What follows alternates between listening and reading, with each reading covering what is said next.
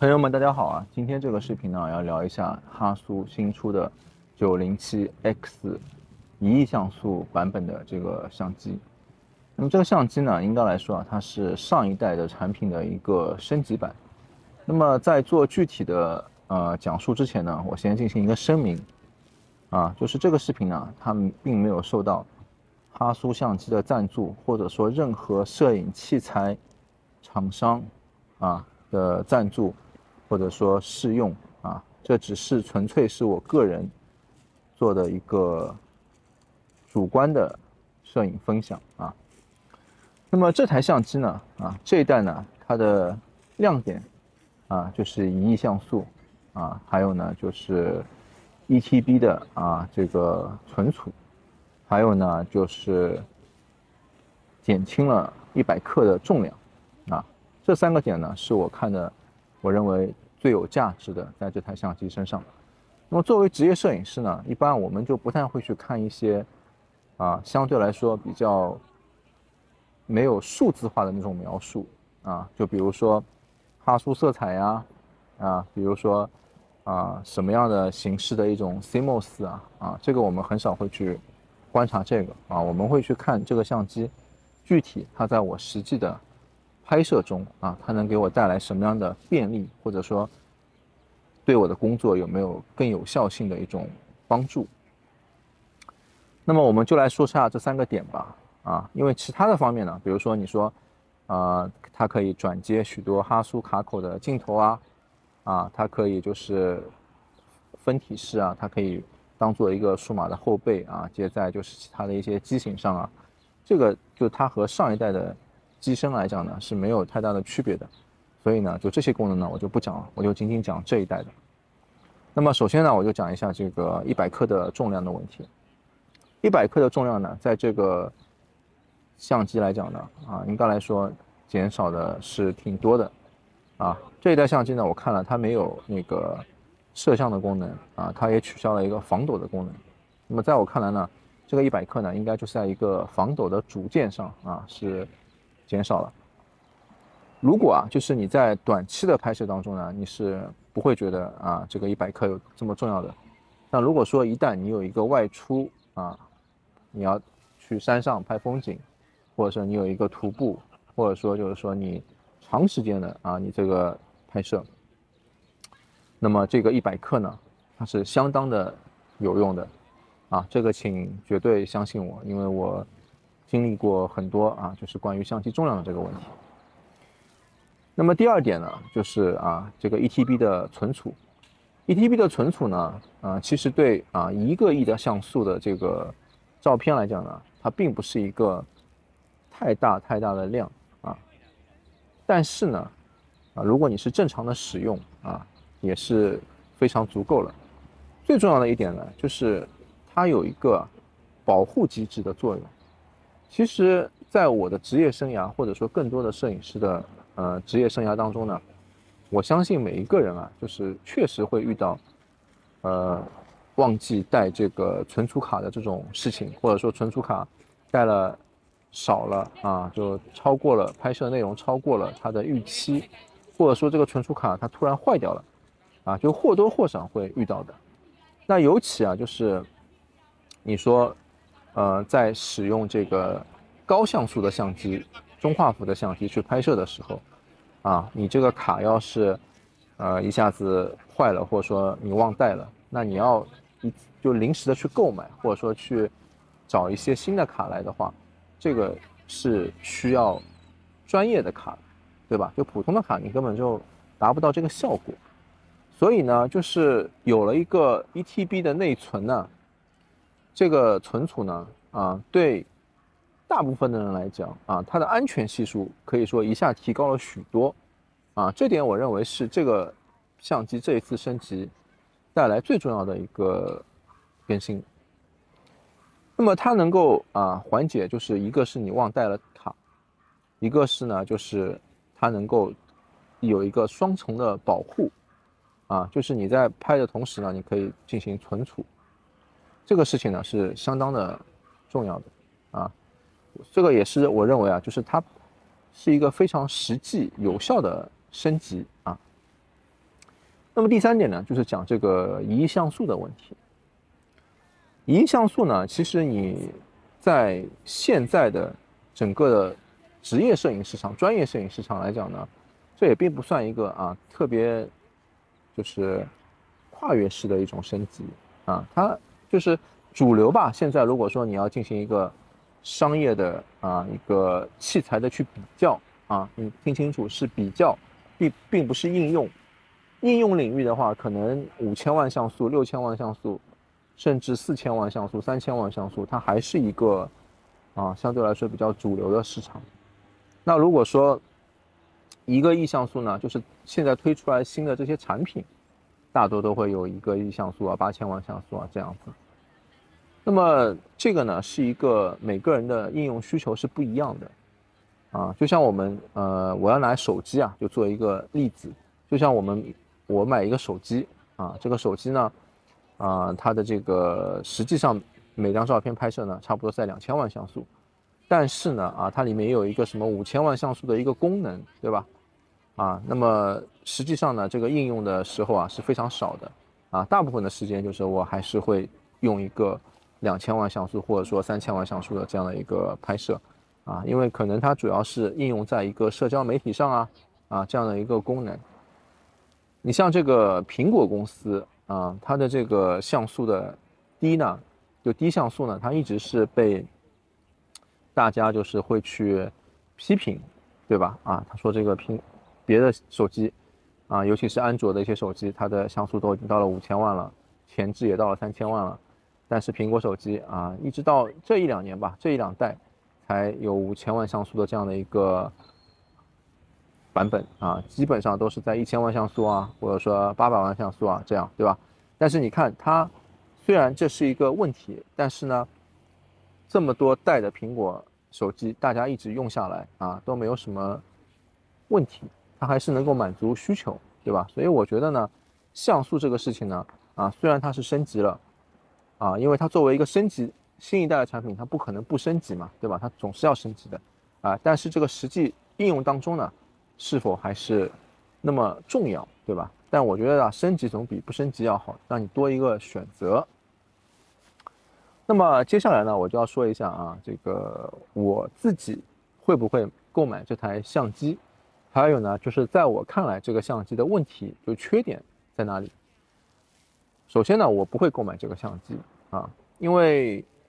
我有一个学生他呢是哈苏公司合作的摄影师经常呢就是他拿到哈苏公司的一些相机呢去进行使用进行测评然后呢他也会拍一些样片给到这个哈苏公司。我用了哈苏公司就是907X 上一代呢，就是它的这个渠道呢，我拿了一台使用的。那么作为就是这个相机，它的把玩性它的这种使用的这种手感各方面呢，确实它会激起你就是说摄影的一种激情就是你本来每天拿一个你之前一直使用过的相机，对吧？有很多人就相机用了10几年、20年都没有变化这个是很正常的。那么现在呢，就是在上一代它一出来的时候呢，确实它是一个非常革命性的一个产品大家就觉得呢我的摄影的生命又被这样一个相机呢激起了新的这个生命。所以呢这个相机当时就是你觉得它的可玩性尤其是拍出来那个画质，因为它的这个相机你用的时候你更多的感受到的是什么？是一种像一个高级玩具的感觉。但是呢，当你看到照片呢，你觉得你觉得这个一个玩具能拍出来一个这样的画质你是觉得满意的。那么这对这一代来讲呢，我觉得还是同样的一个问题就是44×33这样的一个尺寸的一个 CMOS我看了一下，差不多已经诞生了14年。就14年来我们大家还是每一个摄影相机的周期更新了差不多3年4年吧，更新一次吧。我们花个就是7000元或者8000元或者10000元的这样的美元、欧元这样的一个价格去购买这一代产品，但是呢，始终从4000万像素到现在1个亿像素，这些产品它依然还是用着44×33这样的一个尺寸。抱歉1个亿的像素在这个44×33的这个尺寸上来讲呢，我个人觉得呢，它对画质已经不是一个加分的一个选项了，它变成了一个减分的选项我个人觉得就是说，如果你这个44×33这个芯片你把它变成一个更大的一个画幅，那么我会去考虑即使它的价格再往上贵一些，我会去考虑的。就10几年、14年过去了，这些厂商它的这种不思进取呢，主要的原因还是他们并没有就是说足够的，我觉得去往摄影用户不管是摄影师还是摄影爱好者身上呢去考虑问题他们更多考虑的呢就是一代一代的推出一些产品升级他们不会去就是进行一个革命性的一种产品升级，尤其这2-3年在在手机摄影方面，其实已经取得了很大的进步就2-3年以前吧，这个手机摄影还是一个比较糟糕的，对吧？但是这2年我们看到手机摄影，不管是在夜景还有就是在长焦，或者说更多的手机摄影的镜头还有就是手机的这个 CMOS 也变成了这个1英寸，对吧？但是呢，中画幅相机一个相对来说就是比较专业领域的一个相机市场，14年过去了，还是用着44×33的这样的一个芯片就像那个之前富士公司它也出了一个相机吧，就前一段时间它是后加入的做这个数码中画幅的相机品牌，但是呢，它使用的画幅依然是44×33，对吧？那么我可以非常确定的告诉大家，44×33这个 CMOS 的芯片，它的成本是非常的低的它的成本是非常的低的，所以呢，我觉得我不会去购买这台相机因为在画质上，它没有一个革命性的升级。就请问大家大家去把10多年以前，或者说就上面1-2代的这个产品也是44×33画幅的产品，大家去看看那些产品的官方样片就是拍出来的这个照片，跟今天现在这一代1亿像素的44×33拍出来的这个照片有没有什么本质性的区别？有没有觉得有一种跨越式的升级这个我相信每个人心中都有答案，对吧？那如果说我们现在用这个相机，并不是进行一个像使用佳能 ED-X或者佳能 ED 系列、尼康那种就是高性能的连拍抓拍的这种相机，有这样的这种需求，那我们去买一个在画质上并没有革命性升级的这样的相机，那这个意义在哪里呢？是吗？所以呢，就是说，对我来讲呢，我希望的是什么？就是有一个画质上，起码10几年过去了，在这个画质上要有升级，对吧？就像这个手机是一样的就是几年以前的手机我一定会去给它更换到现在的。为什么？因为之前的手机在晚上在这个暗光的地方，我基本上没办法拍但是这1-2年的手机就好了很多，对吧？它就会有一个明显的改善。那么为了这个理由，我会去购买。但是像这样的一台相机就是在这个拍摄上并没有明显的画质的一个进步但是它的价格呢，每年出来就不是每一年，是每一代产品出来都是差不多的，对吧？所以说呢，我觉得啊，这个是一个最大的问题。另外呢，还有一些缺点呢，就是我觉得它的官方的一些呃宣传啊，它有一些误导性啊。为什么这么说呢？实际我们在使用的情况，对吧？就比如说你一个亿像素的这个相机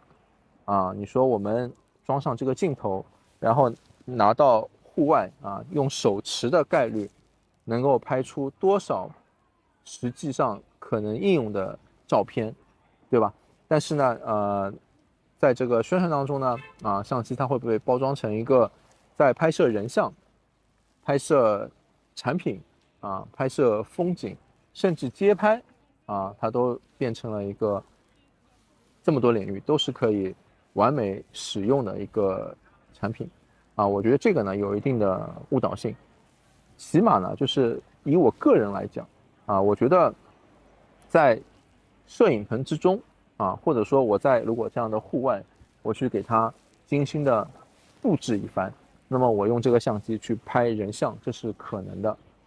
那如果说呢有三脚架的情况下面呢，我去拍风光，这是可能的。但是你说拿它这个相机去进行某种街拍或者说拿这个相机呢，就是说在没有稳定性的这样的一种状况下去进行这种拍摄，还能有非常清晰的照片出来这个我觉得是非常难做到的，好吧？那这个呢，就是我关于这台相机的我个人的主观的观点也希望大家呢可以留言讨论，谢谢。